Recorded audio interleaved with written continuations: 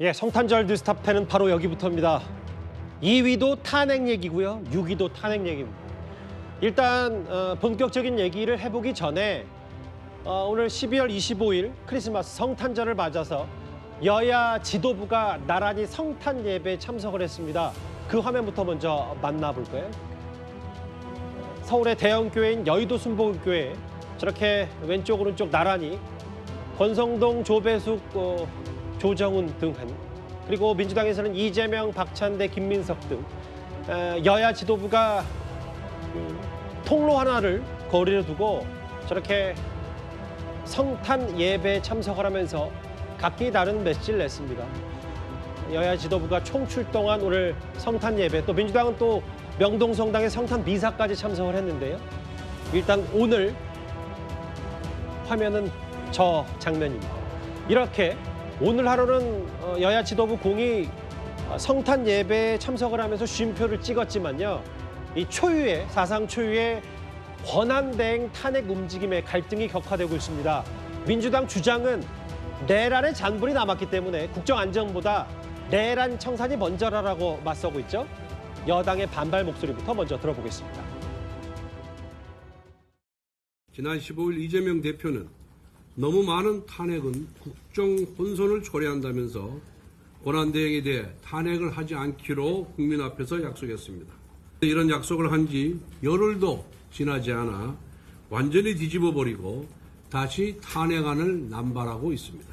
정부와 여당 그리고 국민을 기만하는 보이스피싱이었습니까? 1933년 히틀러는 수권법을 제정하여 행정부가 의회로부터 입법권을 탈취해갔습니다. 지금 민주당은 탄핵이라는 카드로 행정부를 와해시키고 있습니다. 그 방향만 다를 뿐 상권 분립이 붕괴되고 당대표가 모든 권력을 휘두른다는 점에서 수권법과 그 본질이 같습니다. 민주당은 지금 집권당뿐만 아니라 여당에 완전히 이 초토화를 시키려고 하는 의도로밖에 지금 보이지 않다. 이 의석수가 열세인 당에서 다수당의 폭거를 막을 방법은 없습니다. 국민의힘 입장에서는 국민께 윤석열 정부의 임기 절반이 지나는 동안 무려 29건의 탄핵안을 발의하고 민주당의 무자비한 이런 정치적 폭거를 국민 여러분께 좀 알리는 방법밖에 없습니다. 국민 여러분께서 이것을 막아주셔야 될 것이다. 소수 여당으로서 국민께 호소하는 방법밖에 없다는 게 이제 국민의힘 얘기인데 논점은 이거죠. 초유의 대행 탄핵. 권한대행의 권한대행도 만들 수밖에 없다. 왜냐하면 국정안정보다 내란 청산이 우선이다. 대행의 대행. 만약에 이렇게 되면 여러 가지 셈법들이 많이 복잡해지는데 일단 다음 화면을 볼게요. 김은식 교수님. 네. 국민의힘 얘기는 권성동 원내대표. 정부 여당 국민 기만하는 보이스피싱이다. 이거 국정을 초토화하려는 의도다. 이렇게까지 얘기를 하고 있어요. 지금 민주당이 한덕수 권한대행까지 또 탄핵을 지금 이렇게 무리하게 조급하게 서두르는 행위는 저는 국민들로부터 정말 지탄을 받을 거라고 생각을 합니다. 예. 그러니까 비상계엄 사태로 촉발된 지금의 상황에서 민주당이 마치 이제는 점령군 행세를 하는 거라는 국민들의 시선이 이제 따갑게 있을 거라고 보는데요. 예. 왜냐하면 아까도 권성동 대표 이야기했습니다만 이재명 대표가 이끄는 민주당은 이 계엄 사태가 터지자마자 얼른 대통령 탄핵안을 가결시키기 위해서는 이 한독수라고 하는 국무총리 권한대행이 필요하기 때문에 처음에는 내란 동조 혐의로 탄핵을 한다고 처음에 이야기했었어요. 그렇죠. 그런데 탄핵안 가결, 그것도 12월 13일 우리 당이 일부 참여해서 탄핵안이 가결됐잖아요. 예. 그 전에는 빨리 권한대로 넘어가야 되기 때문에 이제는 한덕수 권한대행 탄핵하지 않겠다고 약속을 했었습니다. 그러더니 지금 또 어떻게 됐습니까? 이제 또 권한대행이 돼서 국정을 안정시키고 있는데 자기들 원하는 헌법재판관 임명이라든지 쌍특검이라든지 이걸 또 해주지 않으니까 또 탄핵을 하겠다고 이야기하는 거예요. 그러니까 저는 국민들이 볼 때 민주당의 이 탄핵 남발이라는 것이 철저하게 자기 당의 당리당략에 의해서 하고 있다는 걸 누구보다 잘 알고 있을 것이고요. 저는 똑같다고 생각합니다. 우리 국민의힘도 이 탄핵을 시간 끌기 위해서 이러저러한 당리당략적 차원에서 헌법재판관 임명을 거부하도록 요구하는 것도 저는 문제가 있다고 보지만 예. 그렇다고 해서 민주당이 그 거대 야당의 의석수를 믿고 힘으로 밀어붙여서 자기 마음에 들지 않고 그리고 재판관 임명을 빨리 해야 되니까 예. 탄핵의 시계를 빨리 돌려야 되니까 그리고 윤석열 대통령 빨리 파면시키고 그래야 대선에 이재명 대표가 피선거권을 갖고 살 수 있으니까 이런 예. 계산인 것 국민들이 모르는 사람이 믿겠습니까? 다 안단 말이에요. 그런 잔꾀를 부리면서 이 권한대행까지 탄핵하는 거라고 알려 있기 때문에 예. 이 국민들이 누가 감당을 하고 동의를 하고 지지를 하겠습니까? 저는 그래서 어저께 무리하게 탄핵안 발의를 한다고 했습니다만 이틀 동안 시간을 또 좀 미뤘다고 생각을 합니다. 보류했죠? 당연하죠. 왜냐하면 그게 민심이 따갑기 때문에 저는 그래서 민주당이 정말 이 국정을 안정시키고 저희 지역에도 민주당의 내건 프랜카드가 있어요. 내란 극복 국정 안정을 크게 걸어놨습니다. 예. 과연 이게 국정을 안정시키는 겁니까? 저는 그러면서 민주당이 좀 대범한 정치를 했으면 좋겠다 이런 말씀드립니다. 화면 속에 최근에 꽤 목소리를 키우는 인물이죠. 홍준표 시장이 뭐라 그랬냐면 이런 게 입법 내란이고 국헌 물론이다. 내란죄는 윤 대통령이 아니라 이재명 의원, 이재명 대표에게 물어봐야겠다. 양아치처럼 정치하면 오래 못 간다라고 했는데 권성동 원내대표는 이런 얘기까지 예고를 했어요. 윤기찬 부위원장님. 만약에 정말 한덕수 권한대행에 대한 탄핵소추안을 발의해서 통과시키면 권한쟁의 심판, 효력정지, 법적 조치를 취할 수 있는 건 다 취하겠다. 이게 여당의 입장입니까? 이제 몇 가지 지금은 그럴 수밖에 없는 거죠. 왜냐하면 국민의힘 입장에서 보면 사실은 이제 의결 정족수가 탄핵을 위한 의결 정족수가 3분의 2라는 거잖아요. 예. 200명 이상의 찬성 의견이 나와야지만 직무집행 정지가 되는 것인데 예. 지금 민주당의 일각의 주장에 따르면 사실 과반이라는 거죠. 151명. 예. 그런데 어쨌든 이 과반이라는 그 주장의 이면에는 사실은 저희가 상당히 간과하는 부분이 없지 않아 있어요. 왜냐하면 탄핵 사유에 따라서 김한규 의원이 그 건네받은 입법조사처의 내용에 보면 만약에 총리 시절에 있었던 일 갖고 탄핵을 하게 되면 총리에 대한 탄핵이기 때문에 과반이다 이런 식의 논리를 주장하는데 예. 그게 얼마나 위험하냐면 사실은 탄핵 사유는 갖다 붙이기 나름이에요.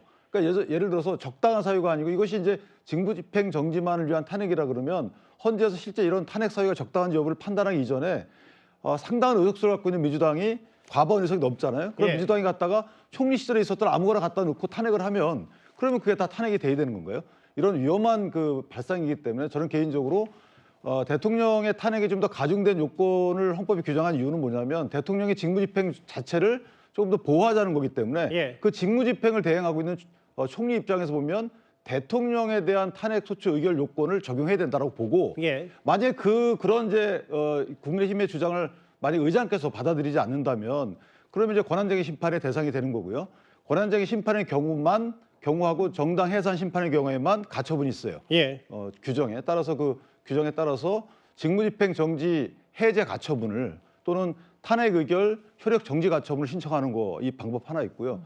또 하나는 이제 총리 자신이 헌법소원을 제기하면서 사실은 이 그 직무집행 정지 해제 가처분도 같이 신청하는 예. 방법이 있어요. 그래서 이런 것들을 통해서 국정 혼란을 예방하는 것은 불가피하다 이렇게 생각합니다. 그러니까 이제 만약에 대행까지 탄핵을 하겠다라고 하면 여당도 뭐 권한쟁의 심판, 뭐 효력정지 아까 얘기했던 한덕수 권한대행 자체가 이제 여러 헌법소원까지 제기하는 할 수 있는 건 다 하겠다는 게 이제 여당의 얘기인데 이런 것 같아요. 이렇게 탄핵 심판 속도를 높이는 게 뭐 한덕수 총리, 한덕수 권한대행에 대한 탄핵을 추진하는 게 헌법재판소 9명 9인 체제를 만들기 위해서 아니냐. 다음 화면을 보겠습니다.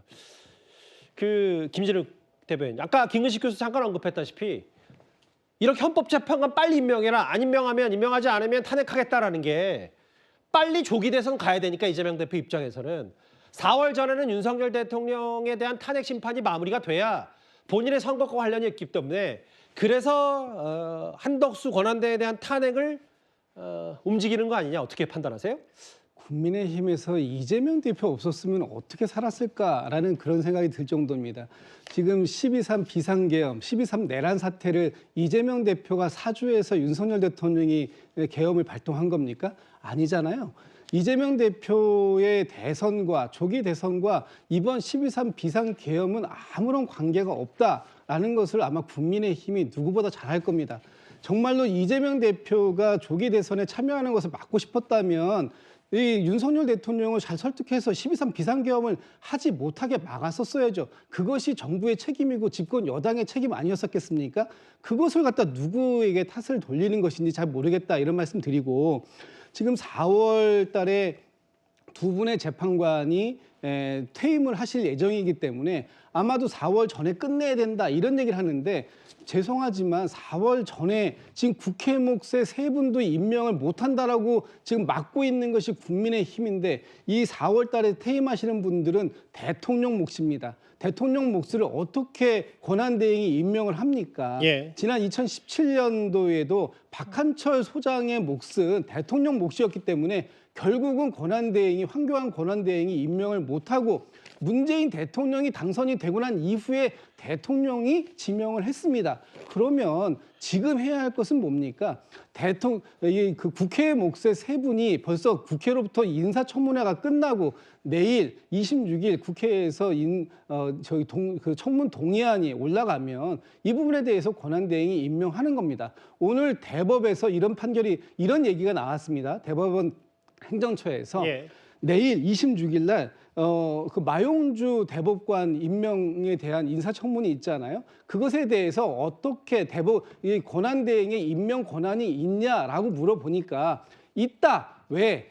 이것은 국회 그 대법원장이 추천한 몫이고 예. 또 국회에서 정상적인 임명 과정을 동의안을 거쳤다면 이것은 헌법에 위배되지 않는다. 이런 얘기를 합니다. 예, 그럼 예. 대법원 또 헌법재판소, 알겠습니다. 국회가 요구하는 세 분에 대해서 임명안을 가결하는 것이 임명 절차를 따르는 것이 지금 한덕수 권한대행이 하셔야 될 일이다. 이런 말씀드립니다. 제가 하나만 예. 먼저 제가 조금 첨언하고 싶은 것은 예.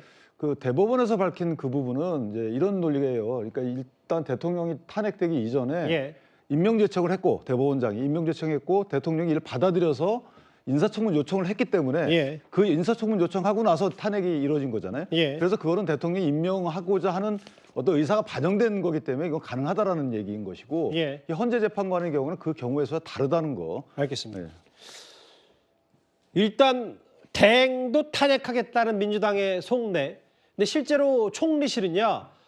탄핵과 관련해서 만약에 정말 대행까지 탄핵이 된다면 국제사회의 신뢰 붕괴를 우려하고 있습니다. We'll be prioritizing and pursuing with the acting president and the rest of the ROK government going forward. Our strong confidence in the ROK and our deep belief in the democracy and the constitutional provisions in the country. Let me assure you, Deputy Secretary, and the United States that the governance under Acting President Han Duck-soo is operating stably. 김근식 교수님, 뭐 네. 여기도 정치 전문가시기도 하지만 외교안보 전문가이기도 하시니까 실제로 이게 만약에 다른 나라가 봤을 때 권한 대행까지 탄핵이 돼서 직무정지가 되면 어떤 상황이 발생하는 거예요? 지금 계엄 사태 이후에 지금 윤석열 대통령이 직무정지로 권한대행 체제로 갔고 예. 그래도 대통령 탄핵이 일단 의회에서 가결돼서 직무정지로 갔던 건 우리가 지금 3번의 경험이 있습니다. 예. 그리고 실제로 시스템이 작동하는 걸 우리가 실제로 겪어봤고 그런 걸 지켜봤던 전 세계 우방 국가들도 그런 시스템에 대한 저력을 믿고 있습니다. 그런데 지금 대통령 직무정지 상태에서 권한대행인 총리까지 탄핵을 해서 다시 또 권한대행을 만들겠다는 건 사상 초유의 일이거든요. 그러면서 본다면 지금 러시아 우크라이나 전쟁 지금 굉장히 유지가 되고 있고 트럼프 대통령 1월이면 곧 취임해서 미국의 대정책, 대동북아 정책, 대한반도 정책 어떻게 될지 지금 미로 속입니다. 그리고 우리 한미동맹 어떻게 해야 될지 이런 모든 복잡한 관계 속에서 지금 그나마 권한대행이라고 하는 우리가 겪어봤고 시스템이 작동하고 있는 이 국무총리 권한대행 체제를 예. 하루아침에 민주당 본인들의 스스로 당리당략에 의해서 이 권한대행까지 탄핵을 시켜서 다른 권한대행으로 바꾸겠다고 하면 국제사회가 어떻게 볼 것인지는 정말 저는 불을 보듯 뻔하다고 생각하고요. 왜 이게 국민들이 볼 때 정말 잔기술로 보일 수밖에 없냐면요. 겨우 일주일 차입니다. 제가 말씀드리건데 본래 이 쌍특검 문제 가지고 24일로 못 박아서 24일 날 쌍특검을 통과 안 시켰다고 지금 탄핵한다는 거 아시겠어요? 뭐 내란 특검, 김건희 특검 하는 거잖아요. 그렇습니다. 예. 근데 이게 1월 1일까지가 숙고의 시간이 법적으로 주어져 있는 거예요. 그럼 일주일 차입니다. 예. 일주일 못 기다리고 쌍특검 공표 안 했어? 탄핵할 거야. 라고 하는 거거든요. 그럼 그게 무슨 생각일까요? 일주일 동안 저는 한덕수 권한대행이 정확하게 했다고 하는 게 예. 우원식 의장이가 말씀을 드렸잖아요. 어저께 국무회의에서 의장님 중심으로 여야 정협의체가 만들어지니까 거기에서 이 특검을 어떻게 할지 여야가 좀 합의해서 안을 좀 만들어 오시면 저희가 반영하겠습니다라고 이야기를 한 거 아닙니까? 예. 지금까지 87년 민주화 체제 이후에 특검이 여야 합의로 안 된 게 없습니다. 지금 쌍특검은 계속 야당이 일방적으로 하는 거잖아요. 예. 그러면 한덕수 권한대행 입장에서는 헌법적인 위헌 소지도 있고 추천권의 중립성 문제도 있기 때문에 모처럼 이재명 대표가 제안했던 여야 정 국정안정협의체 이재명 대표가 제안한 거 아니에요? 그거 내일 열리는 걸로 알고 있습니다. 예. 그럼 내일 거기서 이 쌍특검 어떻게 할 것인지 지금 상황에서요. 비상계엄 이후에 우리 당도 김거희 특검법, 내란 특검법 무조건 거부만 하기 힘들어요. 예. 그럼 여야가 머리를 맞대고 합의하는 안을 만들어 오면 얼마나 좋습니까? 그런 이야기를 하는데 24일 안 지켰어? 너 아웃이야. 이렇게 하는 거 알겠습니다. 정말 제가 볼 때 민주당이 철저하게 점령군 행세밖에는 안 보인다고 생각을 하는 거예요. 그 점령군이라는 표현까지 쓰셨는데 장현주 변호사님 이거잖아요. 어젠가요? 김용민 부대표가 뭐라 그랬냐면 국정 안정보다 내란 청산이 먼저다. 이게 누군가가 봤을 때는 뭐 탄핵만 계속하면 실제로 계엄 사태 발생 잘 됐다. 민주당의 호재다. 이렇게만 하다가 역풍 부는 거 아닌지 이런 걱정에 대해서는 어떻게 생각하세요? 글쎄요, 일단 민주당이 호재다라는 부분은 전혀 동의하기 어려운 이야기인 것 같습니다. 민주당 입장에서는 지금 이 상황들, 특히 이제 내란 혐의와 관련된 부분들에 대해서 국정을 어떻게 수습해야 되는지 책임 있는 야당의 모습을 보여드리기 위해서 나름대로 노력을 하고 있습니다. 물론 총리실의 입장도 조금은 이해는 됩니다. 한 번 더 권한대행 체제가 바뀌게 된다라고 한다면 뭐 국가 신임도 차원에서 우려할 수도 있고 걱정할 수도 있는 부분이 있다라고 생각은 드는데요. 저는 지금 미국이나 일본 같은 우리 우방국들이 지금 이 한덕수 권한대행 체제를 언급하는 것 자체는 한덕수 개인이라는 그 한덕수 총리 개인에 대해서 지지를 해준다라기보다는 예. 대한민국의 어떤 시스템과 그리고 권한대행 체계라는 것 이런 부분들에 대한 존중과 또 지지라고 생각합니다. 예. 그렇기 때문에 우리로서는 국가 신임도 이런 부분도 당연히 검토는 해봐야겠지만 지금 현재는 비상 상황인 거고 그리고 내란 혐의를 받는 사람들에 대해서 이것을 어떻게 수습할지에 대한 고민이 먼저 있어야 된다고 생각합니다. 예. 그렇다면 그런 고민들에 앞서서 국민 민심과 다른 게 가는 부분들이 있다라고 한다면 저는 당연히 야당으로서 견제할 수 있다고 생각이 들고요. 만약에 이 과정에서 국가 신임도라든지 외교 안보에 책임이 있다라고 한다면 저는 그 첫 번째는 당연히 이 비상계엄을 일으킨 이 정부와 그리고 알겠습니다. 대통령에게 물어야 되는 것 아닌가 생각합니다. 일단 어제 상황은 탄핵안 발의 직전까지 민주당이 갔다가 보류, 물러났죠. 근데 이것 또한 뭐 시한부일 뿐이고 한덕수 권한대행의 헌법재판관 임명 여부를 지켜보고 바로 민주당이 내일 밀어붙일 가능성도 있습니다. 중요한 건 우원식 국회의장의 마음입니다. 의결 정적수의 1차적 판단은 국회의장이 합니다. 국회기관인 입법조사처가 의견을 낸 것으로 알고 있습니다. 잘 참고해서 판단하겠습니다. 최악의 상황으로 가지 않기를 바라고요. 그렇게 가지 않기 위해서 제가 총리, 우리 대통령 직무대행께 저의 생각을 말씀드린 겁니다. 일단은 어제 잠깐 보류했고 언제든 다시 할 수 있다. 한덕수 권한대행의 생각을 지켜보고 아까 우원식 국회의장도 여러 한덕수 권한대행에 대한 여러 가지 얘기를 했는데 근데 좀 궁금한 게 민주당은 만약에 초유의 대행을 탄핵해서 그럼 대행에 대행해야 된다. 한덕수라는 사람보다는 최상목 경제부총리가 낫다고 판단하는 거예요? 뭐 누가 더 낫다, 뭐 더 모자라다 이런 판단을 얘기하는 건 아닙니다.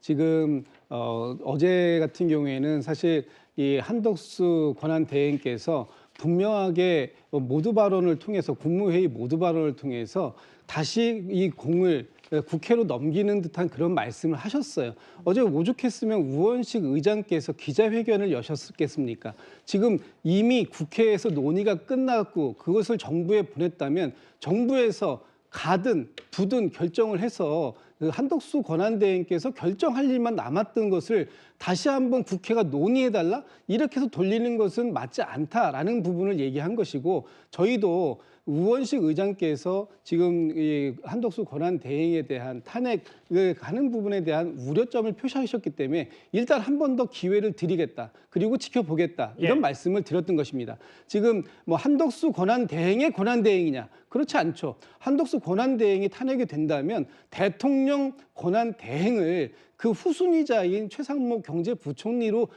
하는 것이 그것이 법에서 정해져 있는 순서입니다. 알겠습니다. 누가 예. 더 낫고 누가 더 모자라다 이런 판단이 있었던 것은 아니다 이런 말씀드립니다. 왜냐하면 박범계 의원이 저기 보면 김재일 대변인 같이 보시죠. 낫다고 했기 때문에 한번 질문을 드린 거였어요. 박범계 의원은. 모르겠어요. 대행의 대행. 근데 이제 한덕수 권한대행에 대한 그 야당의 집중 공격이 어느 정도냐면 한덕수 권한대행과 비교적 인연이 깊은 박지원 의원이 최근에 이런 폭로까지 했습니다. 저하고 막역한 친구이지만은 저는 인간적 갈등을 하고 있습니다. 잠을 못 잤습니다. 국가를 위해서 내가 이 말을 해야 되는가? 우정을 지켜서 막아야 되는가? 그러나 저는 국가를 위해서 이 말씀을 드립니다. 영부인 대행도 무속의 지대한 전문가입니다. 미술계의 큰 손으로 김건희